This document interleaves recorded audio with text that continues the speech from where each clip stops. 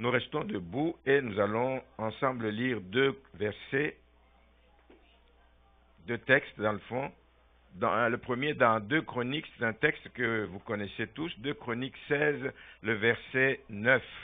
Car l'Éternel étend ses regards sur toute la terre. Il n'y a pas une partie de la terre qui échappe au regard de Dieu. Et il le fait avec le but de soutenir, porter ceux dont le cœur est tout entier à lui. Ça fait partie des secrets d'une vie chrétienne réussie. Un cœur tout entier à lui. Une vie d'intégrité. Nous lisons le 2e texte dans le psaume 14, le verset 2, qui dit que l'Éternel, du haut des cieux, regarde les fils de l'homme pour voir s'il y a quelqu'un qui soit intelligent, qui cherche Dieu. Être intelligent, ce n'est pas avoir des dizaines de diplômes. Être intelligent, c'est chercher Dieu. Amen.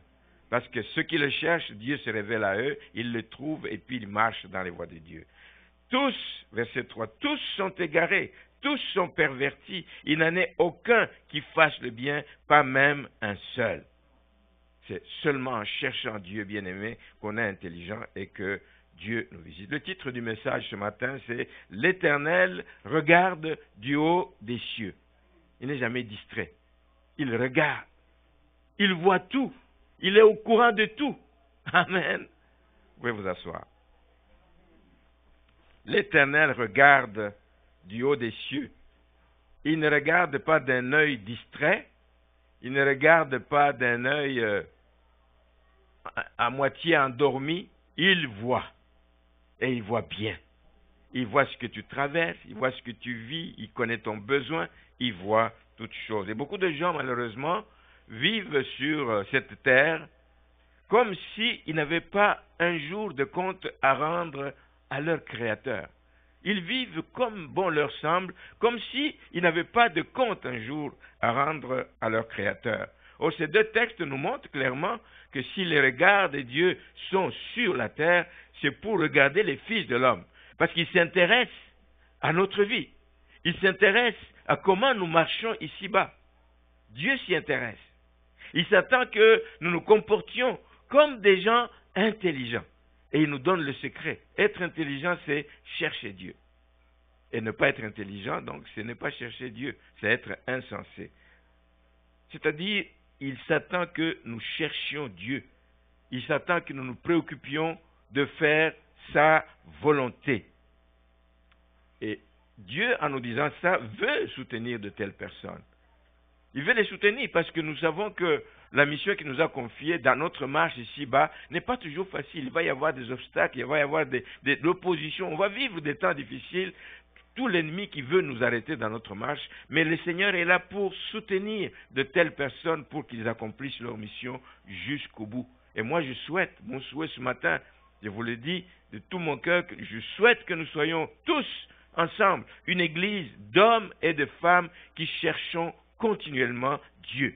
D'hommes et de femmes qui cultivons cette intimité indispensable que nous devons avoir avec Dieu. Parce que c'est à travers des moments d'intimité avec Dieu que nous pouvons entendre son cœur battre pour les perdus.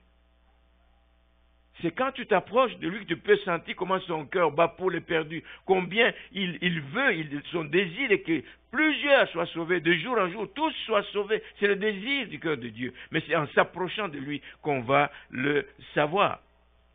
C'est à cette occasion, quand on s'approche de lui, que nos yeux s'ouvrent également aux réalités de notre société. Parfois, nous marchons dans la ville, nous marchons dans la société autour de nous, mais c'est comme si nous ne voyions pas ce qui se passe. La misère est là. Le péché court dans les rues.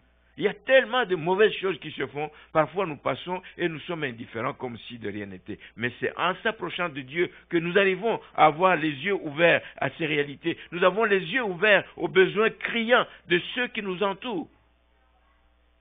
Des fois, quand moi je vais bien dans ma vie, quand dans ma famille tout va bien, Seigneur, sois béni, tu es béni, Seigneur. Mais le Seigneur veut que nous ouvrions les yeux, que nous voyions aussi ce qui se passe autour de nous parce que nous ne sommes pas appelés à être insensibles à ce qui se passe autour de nous. Nous ne devons pas être insensibles. Nous devons chercher, bien-aimés, à faire la différence. Faire la différence dans ce monde qui est sans espérance. Quand nous nous approchons de Dieu, quand nous ouvrons les yeux et que nous voyons les réalités de ce qui se passe autour de nous, il y a une conviction qui va forcément naître en nous et qui va nous stimuler. Ce sont les convictions qui nous poussent à agir. Quand il n'y a pas de conviction, on est là, on attend, on regarde, on ne sait pas ce qu'on attend. Mais quand on a une conviction profonde dans son cœur, on est poussé à agir. On est poussé à ce moment-là à partager notre foi à ceux qui ne connaissent pas le Seigneur. Nous allons être poussés parce que nous réalisons la misère dans laquelle ils vivent. Quand nous connaissons cette intimité avec le Seigneur, nous allons pouvoir donner un peu d'amour à ceux qui en ont besoin. Il y a beaucoup de gens autour de nous qui souffrent. Il y a beaucoup de gens qui sont rejetés par la société.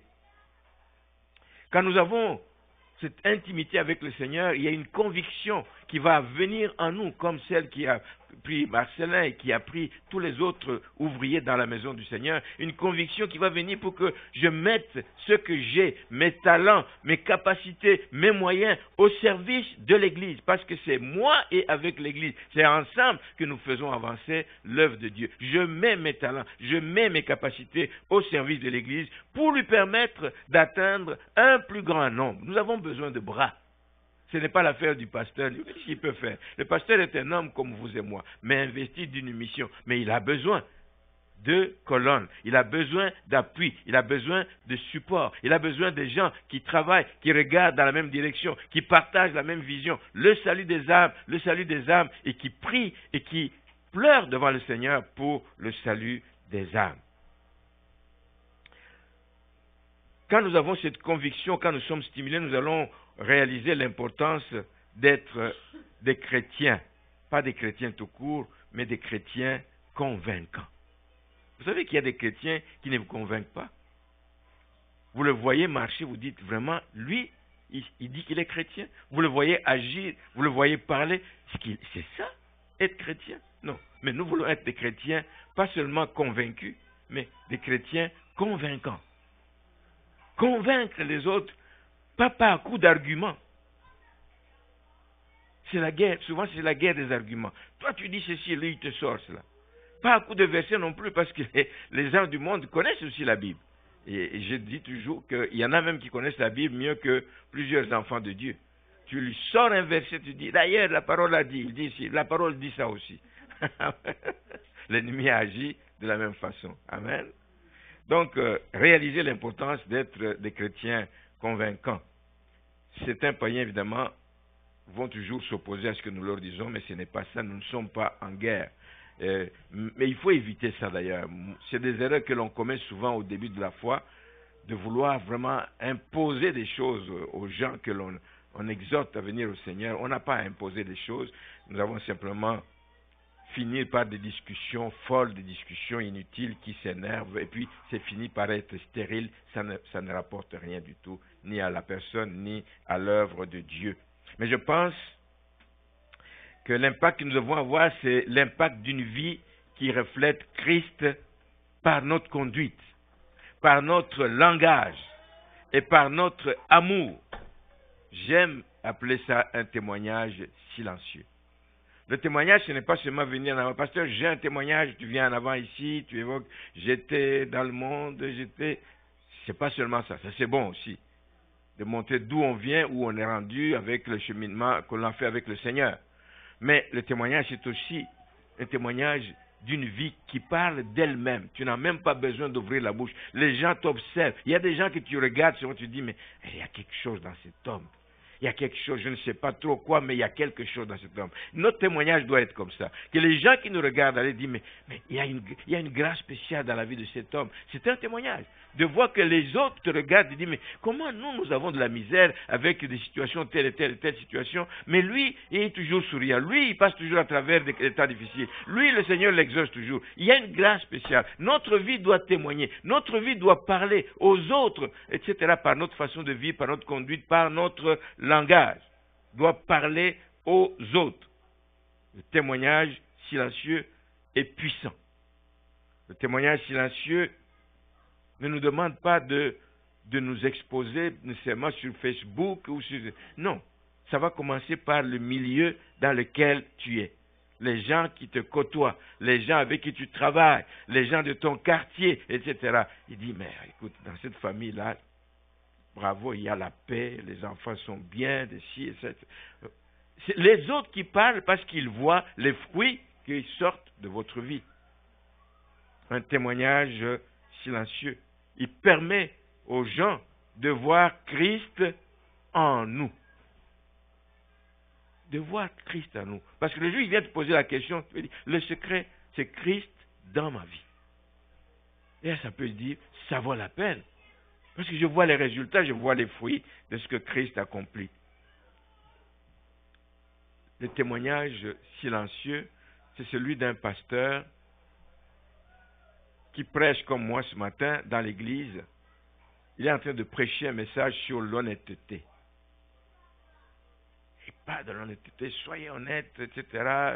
Marchez dans la sanctification, soyez vrais, n'allez pas rouler le gouvernement lorsque vous faites vos déclarations d'impôts. Il parle. Là, c'est dimanche. Mais le lundi matin, il va au travail, il prend le bus ou le métro, je ne sais pas, et puis il arrive dedans, il paye son billet, et celui qui prend l'argent fait une erreur, apparemment une erreur, il lui a peut-être donné $20, on lui restitue, normalement on doit lui restituer $15, le billet coûte $5, mais là il a donné $20, mais on lui remet $45. La personne s'est trompée, il croyait qu'il a reçu un billet de $50. Il prend l'argent, il va s'asseoir. Et des voix commencent à lui parler. Là. Tu as vu? Tu as prié ce matin, que Dieu te bénisse, tu avais besoin d'argent, mais il vient t'en donner ce matin. Mais il est assis là où il est assis. Mais il y a une voix aussi qui lui parle. La voix du Saint-Esprit. La voix du Saint-Esprit lui parle. La Bible nous dit dans Romains 8 que l'Esprit témoigne, rend témoignage à notre esprit que nous sommes enfants de Dieu. Là où il est assis, il entend cette voix qui lui dit, tu es enfant de Dieu. Tu ne peux pas rester assis, tu ne peux pas agir comme ça, tu ne peux pas te comporter comme ça. Mais la vérité dans cette histoire, c'est quoi? C'est que ce chauffeur, il a en fait commis une erreur intentionnellement. Parce qu'il était dimanche à l'église, il dit, ah oui?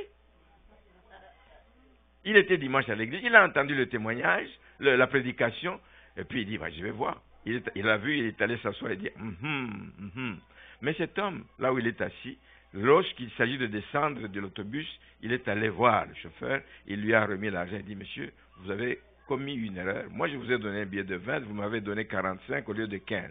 Il lui a donné la différence. Et là est parti l'échange qu'il y a eu entre les deux, devant des clients qui ont entendu ces choses-là. Il dit, je l'ai fait pour voir jusqu'où vous êtes chrétien. Un témoignage silencieux pour tous les gens qui étaient autour, qui ont entendu, dis donc, dans ce monde, il y a encore des gens honnêtes, il y a encore des gens qui craignent Dieu, il y a encore des gens qui écoutent la voix du Saint-Esprit, qui les exhorte à ne pas agir n'importe comment. Ça, c'est la voie de l'intégrité. Imaginez l'impact que ça a eu sur des gens, peut-être pas chrétiens, qui étaient dans l'autobus, qui ont entendu se dire, oh bravo, bravo, bravo. Et peut-être que le chauffeur a continué à commenter lui-même cette chose. Si l'intégrité, bien aimé, est une qualité de plus en plus rare de nos jours, mais il existe encore des hommes et des femmes intègres. Et je voudrais vous souhaiter et vous supplier, s'il vous plaît, d'être du nombre d'hommes et de femmes intègres. D'hommes et de femmes intègres. La Bible nous en donne plein d'exemples, des gens qui ont marché avec Dieu, des gens que Dieu a utilisés puissamment. C'est ça qui est le texte du début qu'on a lu. Le regard de Dieu parcourt toute la surface de la terre à la recherche des hommes intègres, pour les soutenir, pour leur faire du bien, pour les utiliser puissamment. Il a besoin d'hommes intègres, il a besoin de femmes intègres, parce que ce sont des instruments utiles entre les mains de Dieu. Amen. Soyons intègres, marchons dans l'intégrité. Noé vivait au milieu d'une génération corrompue, des gens entièrement corrompus. Mais la Bible dit qu'il était un homme juste et intègre dans son temps. C'est possible, dans la société actuelle, qui est corrompue, etc., qu'il y ait des enfants de Dieu qui soient différents. C'est possible. Et comme ça ne reste pas pour rien, Dieu a vu un homme intègre sur la terre pendant ce temps. Il a épargné la race humaine de la destruction à cause de l'intégrité de cet homme. Nous avons le cas de David. La Bible dit qu'il a dirigé Israël avec un cœur intègre, un cœur juste. Il les a conduits avec des mains intelligentes. Et dans le livre des Actes des Apôtres, c'est comme, je dis souvent que c'est une épitaphe que j'aimerais mettre sur ma tombe le jour où je mourrai. Jean est mort après avoir accompli les desseins de Dieu dans sa génération. C'est ce que David a fait. Il a servi les intérêts de Dieu dans sa génération. C'était un homme intègre. Merci Seigneur qu'il y ait encore des hommes intègres sur cette terre. Ma prière est que nous soyons tous des hommes et des femmes intègres dans notre génération. C'est possible. Amen. J'aimerais aller plus loin et lire un autre texte de Paul, cette fois-ci, dans 2 Corinthiens au chapitre 2. Je vais lire à partir du verset 14. Grâce soit rendue à Dieu qui nous fait toujours triompher en Christ et qui répand par nous en tout lieu l'odeur de sa connaissance. Nous sommes en effet pour Dieu le parfum de Christ parmi ceux qui sont sauvés et parmi ceux qui périssent. Aux uns une odeur de mort donnant la mort, aux autres une odeur de vie donnant la vie. Et qui est suffisant pour ces choses? Car nous ne falsifions point la parole de Dieu comme font plusieurs, mais c'est avec sincérité. Mais c'est de la part de Dieu que nous parlons en Christ devant Dieu. Chapitre 3, verset 1. Commençons-nous de nouveau à nous recommander nous-mêmes? Ou avons-nous besoin, comme quelques-uns, de l'aide de recommandation auprès de vous, de votre part? Et il ajoute au verset 2 que c'est vous qui êtes notre lettre, écrite dans nos cœurs, connue et lue de tous les hommes. Vous êtes manifestement une lettre de Christ écrite par notre ministère, non avec de l'encre, mais avec l'Esprit du Dieu vivant, non sur des tables de pierre, mais sur des tables de chair, écrites sur les cœurs. Vous êtes une lettre de Christ, vous êtes le parfum de Christ. Nous comparons souvent les chrétiens au sel de la terre. C'est ça le plus courant qu'on connaît. Nous sommes le sel de la terre, nous sommes la lumière du monde. C'est vrai. Mais ici, Paul utilise une autre image qui rappelle aux Corinthiens et qui nous rappelle à nous aussi que nous sommes et nous devons être le parfum de Christ. Nous devons être une lettre de Christ écrite avec l'Esprit de Dieu vivant et qui est lue par tous. Qui est lue par tous. C'est valable pour nous aujourd'hui.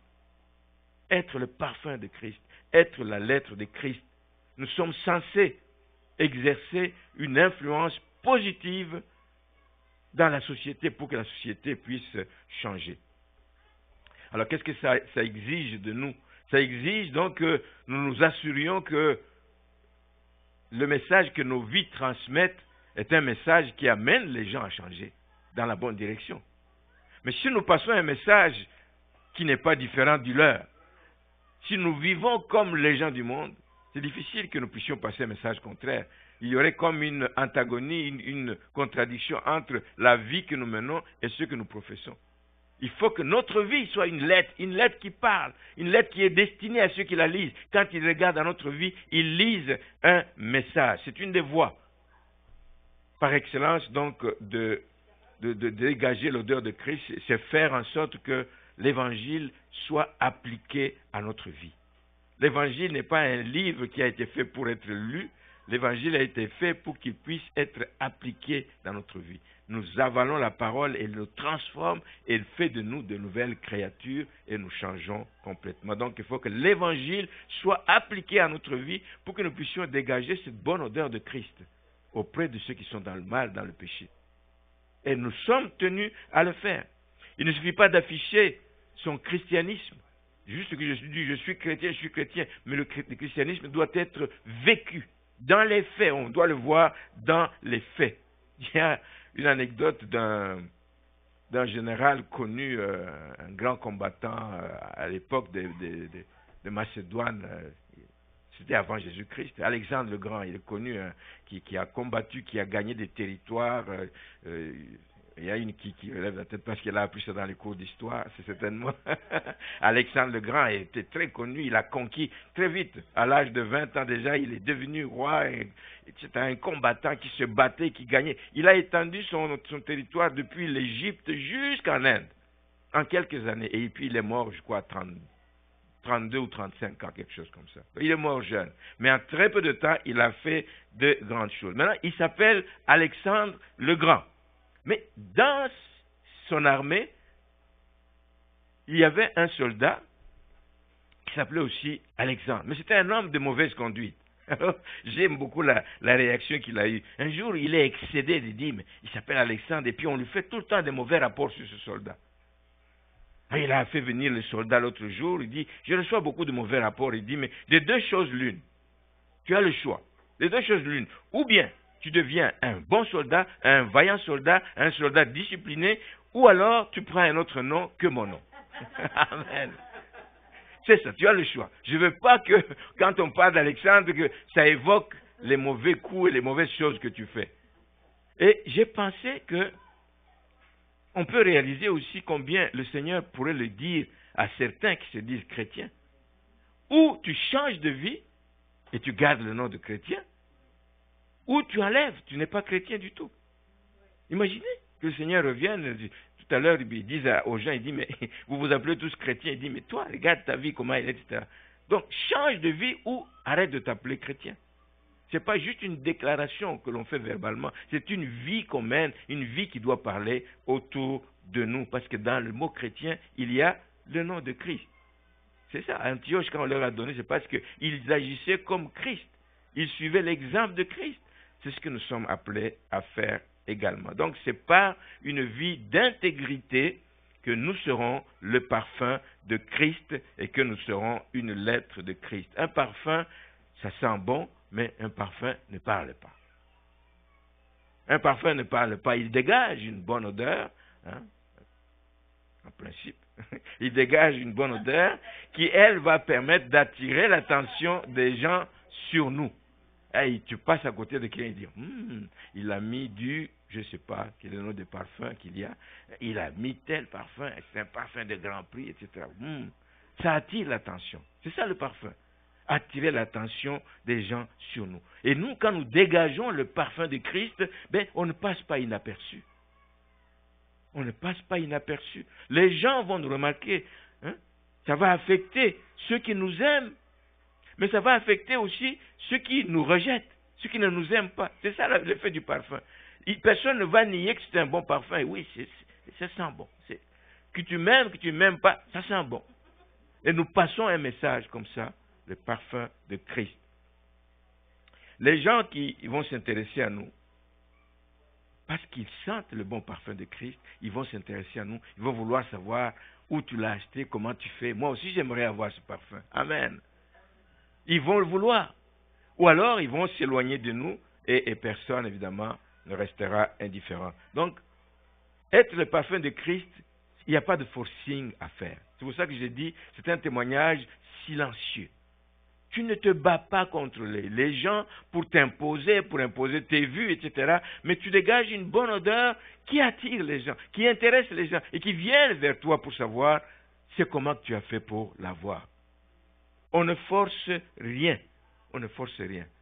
J'ai déjà raconté cette histoire des jeunes filles dans un pays pauvre. Un missionnaire est en voyage là-bas. On lui dit c'est un pays pauvre et tout et tout. Et puis partout il passait, il voyait effectivement les gens mal habillés, c'est en lambeaux et tout et tout. Mais un jour, il passe dans une rue et puis il croise des jeunes filles et puis il se retourne et dit, mais il regarde les habits qu'elles portent et il reconnaît l'odeur d'un parfum de grande valeur. Et il dit à l'autre personne qui l'a reçu, il dit, mais il y a une contradiction. Ils ne peuvent pas s'acheter des habits, mais elles peuvent s'acheter un parfum, ce qui coûte si cher. Et l'autre lui dit, non. Elle n'a pas acheté de parfum. Elle travaille dans une usine qui produit le parfum. Quand nous vivons dans l'intimité de Dieu, amen, il n'y a pas de gros efforts. Nous allons être le parfum de Christ. Il y a des choses qui viennent, j'allais dire, par osmose, etc. Donc, nous allons dégager le parfum de Christ parce que nous vivons dans la présence de Dieu. Nous vivons dans la présence du Seigneur. Et c'est ce que le Seigneur attend de nous. Il veut nous avoir avec lui. Il veut être présent dans nos vies pour qu'il puisse nous communiquer cette bonne odeur que nous devons transmettre au monde et au monde qui est malade. Donc, nous pouvons aussi dégager l'odeur du parfum de Christ parce que nous sommes enfants de Dieu et nous marchons conformément à la volonté de Dieu. Nous devons donc vivre dans la présence de Dieu si nous voulons être le parfum de Christ. Nous avons dit que Paul compare les chrétiens à une lettre de Christ. Parce qu'une lettre de Christ, tout comme le parfum, une lettre ne parle pas d'elle-même. C'est un papier que tu peux prendre, que tu peux jeter, mais tant que tu n'as pas ouvert, quand tu n'as pas commencé à lire, tu ne sais pas ce que ça vaut. Ça peut être une lettre dans laquelle on te fait une donation importante, un legs ou des trucs comme ça. Mais tant que tu ne l'as pas lu, tu peux déchirer ça et te dire, mais ce papier vient faire quoi sur mon bureau? Lis le message qu'il y a dessus. Une lettre ne parle pas tant qu'on ne l'a pas lu, mais elle contient un message. Elle contient un message qu'il faut que les gens lisent. Il faut que les gens lisent. Pour que la lettre accomplisse le but, atteigne le but pour lequel elle a été écrite, il y a deux conditions. Il faut d'abord que la lettre soit soigneusement écrite. Imaginez qu'on vous fasse un legs ou on vous laisse un héritage, mais dans la lettre, vous essayez de lire pour comprendre c'est où que tu dois te présenter pour aller bénéficier de l'héritage. Tu n'arrives pas parce que la lettre a été mal écrite. La lettre doit être soigneusement écrite. Elle doit être lisible pour ne pas porter un message équivoque, pour ne pas porter un message qui soit comme une source de confusion. Là, on parle d'une guerre qui a eu, la Révolution française. On parle de Napoléon. Napoléon qui a été vaincu à Waterloo. Vous connaissez le combat de Waterloo. Il a perdu la bataille là-dedans. Il y a un des historiens français du nom de Louis Madelin, c'est en même temps un homme politique qui a écrit justement sur ce qui s'est passé dans la Révolution française. Voici ce qu'il rapporte concernant Napoléon. Et je suis allé sur Internet, j'ai regardé, oui, il y a des photos prises des lettres de Napoléon. Écoute, j'ai grossi ça pour essayer de voir si je peux lire. Pourtant, il écrivait en français. Mais il y a des choses que tu n'arrives pas à déchiffrer. C'est comme des hiéroglyphes, là. C'est vraiment difficile à déchiffrer. Donc, lui dit que Napoléon avait une écriture plutôt illisible, comme celle des médecins. Les médecins allaient lire l'écriture des médecins. C'est tellement vrai que cet historien, justement, croit que ce soit là une des raisons pour laquelle il a perdu la bataille de Waterloo. Il croit que c'est une des raisons. Qu'est-ce qui s'est passé? Ça veut dire que dans la lettre qu'il a envoyée à ces généraux qui étaient au front, c'était tellement mal écrit qu'ils ont dû mal interpréter un mot, ils l'ont lu dans un sens qui n'est pas le bon. C'est peut-être, il leur dit de reculer, eux, ils croient qu'il faut avancer, et ils se sont fait massacrer tous. Ils croient. J'ai lu, moi, que dans le fond, une des grosses raisons que l'on connaît présentement, c'est qu'il y a eu une forte pluie. Je pensais à l'histoire, on parle dans le livre des Juges, la rivière Kishon que Dieu a fait déborder, de sorte que le camp ennemi a nagé avec ses chars, il ne pouvait pas sortir. Eux aussi, c'était comme ça. Il y a eu une forte pluie à Waterloo qui a fait que tous les chevaux, etc., ne pouvaient pas avancer, etc. Mais on dit qu'il y aurait ça aussi. Un ordre qui a été donné, mais qui a été mal interprété parce que c'était mal écrit. Quelque chose qui est mal écrit, ça peut ressembler à un ordre qui est mal donné à un militaire. Et un ordre mal donné va faire des carnages, va faire des problèmes. Alors, de nombreux chrétiens sont aussi comme des lettres illisibles. Nous sommes supposés être une lettre de Christ qui doit être lue par le monde, connue par le monde, lu et compris le message qu'il y a dedans, mais beaucoup de chrétiens sont aussi comme des lettres illisibles. Ceux qui s'approchent d'eux ne voient en eux ni la vie, ni l'amour, ni la sainteté de Christ. Or, c'est ça le message que nous devons porter au monde. Il a aimé les gens. Il était saint. Il nous recommande d'amener une vie de sainteté. Il nous recommande une vie ordonnée, une vie en ordre, une vie de mise à part. Mais si on ne voit pas ça dans la vie des gens, quel genre de lettre vous êtes? Vous ne pouvez pas être une lettre de Christ. Et à force de lire cela, il s'appelle chrétien, mais il fait d'autres choses. Il y a beaucoup de gens qui sont allés à la dérive. Ça veut dire loin du Seigneur, à cause du fait de ce qu'ils voient dans la vie de tels chrétiens. Il y a des chrétiens qui sont donc tout sauf une lettre de Christ.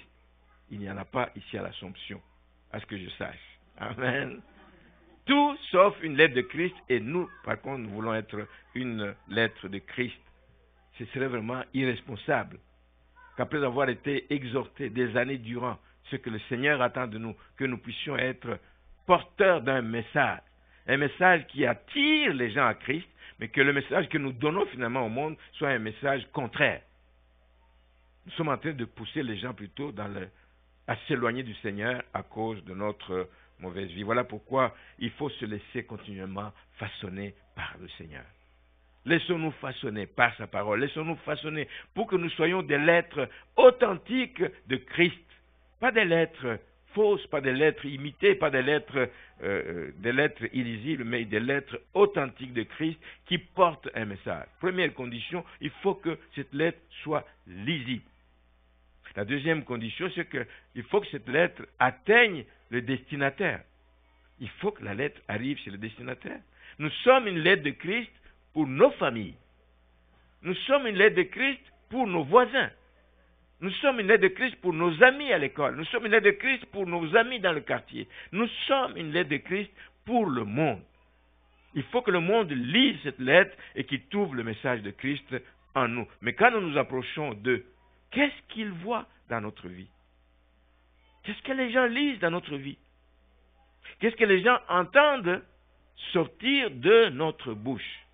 Quel est le témoignage que nous donnons autour de nous? Mais on n'y pense pas toujours, bien-aimés. Je rappelle que nous avons une mission. Et pour l'accomplir, il y a des conditions que nous devons nous-mêmes remplir. C'est d'être ce canal par lequel Dieu veut passer pour que son message soit connu jusqu'aux extrémités de la terre.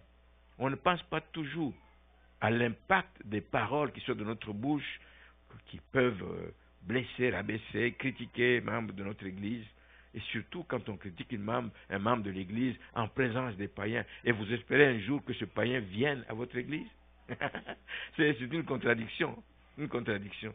Souvent les chrétiens ont le plaisir de s'asseoir entre eux, ils commencent à parler, et pourtant il y a des gens du monde, ils parlent de l'Église, ils parlent de leur pasteur, ils parlent comme si c'était un torchon. Et un jour vous dites, je vais t'inviter à notre Église. Je dis, mais attends,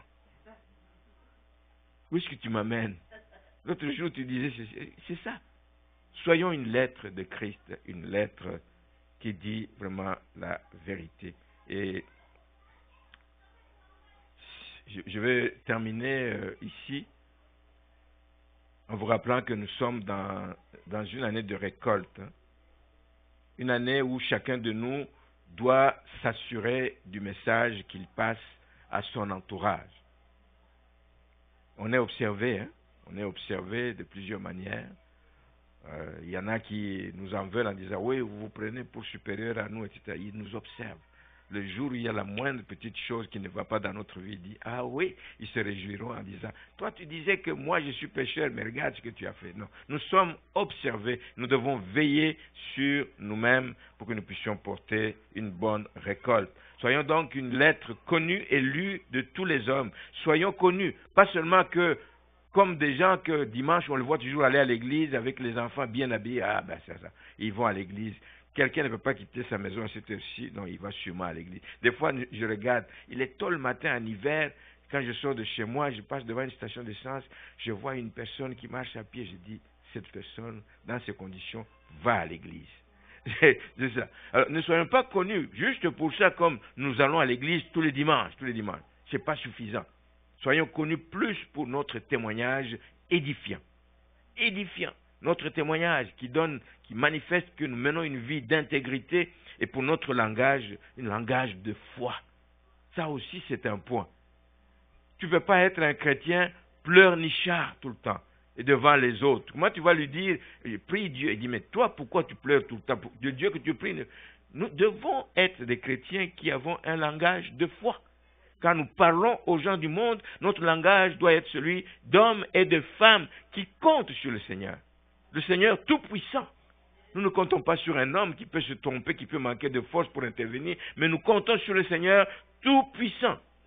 Nous devons avoir un langage d'hommes et de femmes qui confessent que c'est Dieu qui nous remplit de force. Parce qu'il nous voit et dit, mais comment, Micheline, des gens qui te voient, tu vas à l'église, mais comment il ne t'a pas guéri? Dis, c'est Dieu qui nous remplit de force. Même dans nos moments de faiblesse, c'est Dieu qui nous remplit de force. Nous devons dire aux gens du monde et manifester que Dieu est celui qui nous fait prospérer. Il nous fait prospérer dans les temps difficiles. Nous ne manquons de rien parce que le Seigneur est au contrôle. Nous devons dire un langage qui dit que c'est Dieu qui nous fait triompher des épreuves. Est-ce que les épreuves ne seront pas dans la vie des enfants de Dieu? Oui. Mais nous avons la foi que Dieu nous en sortira. Voici une vie d'intégrité, de témoignage que le monde a besoin de voir dans les enfants de Dieu. Si nous voulons avoir des résultats encourageants, une récolte abondante, bien-aimés, si nous voulons qu'on parle bien de nous, de notre assemblée, des chrétiens en général, comme on a parlé des chrétiens d'Antioche, si on a parlé d'eux, c'est parce qu'ils voyaient des bonnes choses. Ah, ils vivent comme leur maître. Si vous voulez qu'on parle de bien, menons une vie de consécration, de mise à part. Efforçons-nous de vivre tous les jours à l'image de notre Seigneur Jésus-Christ. C'est ça le secret de la réussite d'une vie chrétienne. Reflétons dans nos vies les valeurs qu'il a enseignées, qu'il nous a léguées dans la parole de Dieu. Reflétons ces valeurs autour de nous et retenons, en terminant, que l'Éternel nous regarde continuellement. Il nous regarde continuellement du haut des cieux. Il étend ses regards sur toute la terre pour soutenir les hommes intègres. Ça, c'est une vérité. C'est la vérité même, je dirais. Même si l'intégrité ne fait pas nécessairement de nous la personne la plus aimée. On pourrait croire que puisque je mène une vie d'intégrité, les gens vont m'aimer. Non. Non, les gens ne vont pas nécessairement t'aimer. Ils vont même peut-être te détester. Tu dis, tu te prends pour qui, toi? Non, je me prends pour l'enfant de Dieu. Amen. Et mon Père est capable de m'aider, de me sortir du trouble, tout. Ma foi et ma confiance sont en lui. Donc, la vie d'intégrité ne fait pas de nous que nous serons toujours aimés par notre entourage. Pas grave. L'important est que nous passions le message. Qu'il le veuille, qu'il ne le veuille pas, l'odeur du parfum, vous allez le sentir. Avec que vous soyez malade. Je ne sais pas comment on appelle les gens qui ont perdu l'odorat. Là. Il y a des gens qui ont perdu l'odorat. Ça, évidemment, côté parfum, tu ne peux pas agir sur eux, mais tu as aussi l'autre côté, la lettre de Christ. La vie que tu mènes va parler et va donc affecter les gens. Donc, l'intégrité, j'insiste, et c'est vraiment mon message favori, l'intégrité, c'est une source évidente de bénédiction dans la vie des enfants de Dieu. Les hommes intègres ne manquent de rien. Les hommes intègres sont protégés. Les hommes intègres, Job, un bel exemple. Et je termine avec ça. Job, un bel exemple. Quand il est devant ses amis, Bildad notamment, qui l'accusait de toutes sortes, tu as du péché. Il a dit dans Job 8, verset 20, que Dieu ne rejette point l'homme intègre. Ça, c'est Bildad qui est en train de dire ça à Job. Et il dit, mais regarde ce que tu as, c'est pas possible que tu sois un homme intègre. Dieu ne rejette pas les hommes intègres. Bildad dit. Mais il a vu à la fin. Il a vu à la fin ce que Dieu a fait dans la vie de Job. Il a vu que ces paroles, les mêmes paroles qu'il a prononcées, Job confessait son intégrité. Les autres ne voulaient pas croire. Tu as du péché. Bildad dit non. Dieu ne veut pas faire ça. Dieu ne peut pas rejeter l'homme intègre. Mais nous savons que Dieu peut permettre une épreuve dans la vie des gens parce qu'il y a un but derrière ça. Se glorifier. Amen. Et Dieu l'a fait dans la vie de Job. Mieux encore, Job lui-même confesse dans Job 27, les versets 16 à 17, je ne vais pas lire textuellement, mais il confesse que le méchant peut amasser de l'argent. Le méchant peut entasser les vêtements, mais c'est le juste qui se revêt. Est-ce que vous vous rendez compte? Le méchant entasse,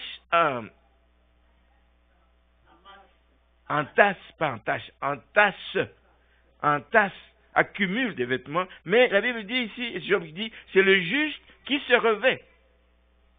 Et c'est l'homme intègre qui a l'argent en partage.